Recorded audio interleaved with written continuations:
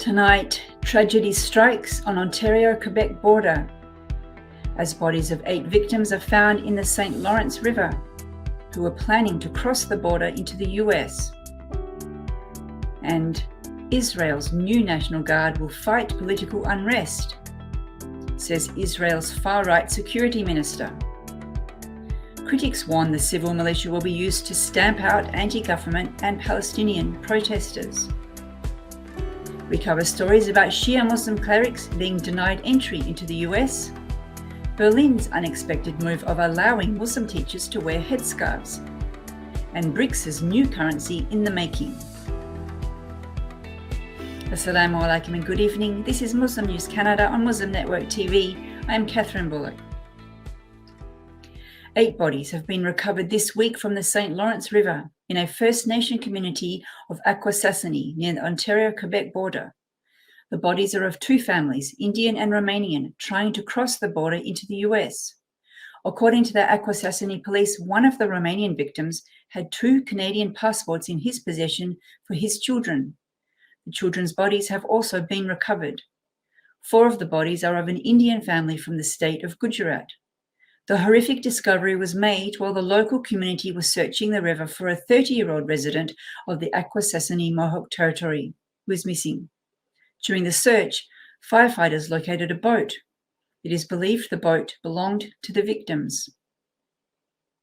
Toronto police are looking for 2 suspects of a hate-motivated crime after graffiti was sprayed outside Taufik Islamic Centre.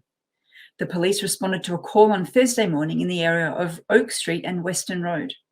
The words "Allah is a lie" and "Death to the Dictator" could be seen on the exterior wall of the Islamic Centre. Since then, the graffiti has been painted over.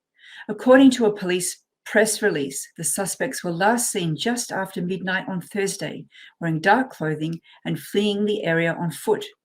The National Council of Canadian Muslims is calling the incident, quote, "disgusting and disturbing." Russia will place its tactical nuclear weapons on Belarus's borders with NATO countries to ensure safety, says Boris Gryzlov, the Russian ambassador to Belarus. Gryzlov told Belarusian state television a storage facility will be completed on July 1st. He said the weapons will be shifted to the western border in Belarus, despite the noise in Europe and the US. The news comes after Russian President Vladimir Putin announced last month his plans of shifting tactical nuclear weapons to Belarus. Belarus is one of Russia's closest allies and shares borders with Lithuania, Latvia, and Poland, all 3 members of NATO. A human rights group is calling on the Israeli government not to go ahead with plans to establish a new National Guard. The group says it is a civilian militia that is designed for fighting Palestinians. It is calling for its abolition. The news comes after the Israeli cabinet has given far-right National Security Minister Ben-Gvir the go-ahead for the new National Guard. According to the Israeli Prime Minister's office, the cabinet has approved the formation of the force, which will have almost 2,000 members. Israel's existing forces are now deciding whether the new guard would take direct orders from Ben-Gvir or be subordinate to the police. A statement released by Ben-Gvir's office says the force will deal with emergency scenarios, nationalistic crime, and strengthening sovereignty.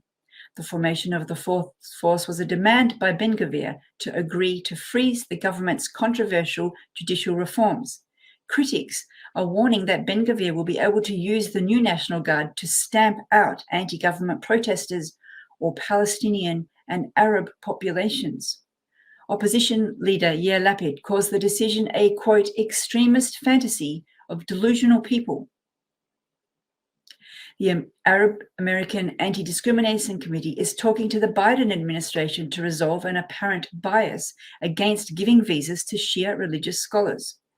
This comes as Shia scholars have repeatedly been denied entry to the US over the past decade, despite having traveled to the country in the past for work purposes.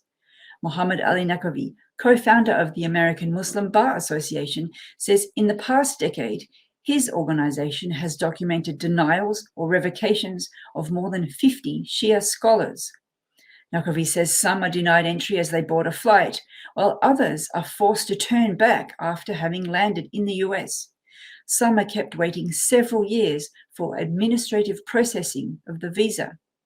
The American Arab Anti-Discrimination Committee's national director says it makes it difficult for the Shia Muslim community in the US to learn their religion. Nobody is sure why this is happening. They hope their talks with the Biden administration will solve the problem. In a rare move, says a media source, the city of Berlin, Germany, will allow Muslim teachers to wear headscarves.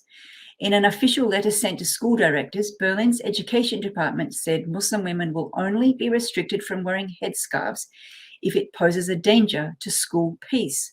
Berlin's Neutrality Act, which was passed in 2005, prevents civil servants from wearing religious clothing or symbols. Under the act, Muslim teachers were barred from wearing headscarves.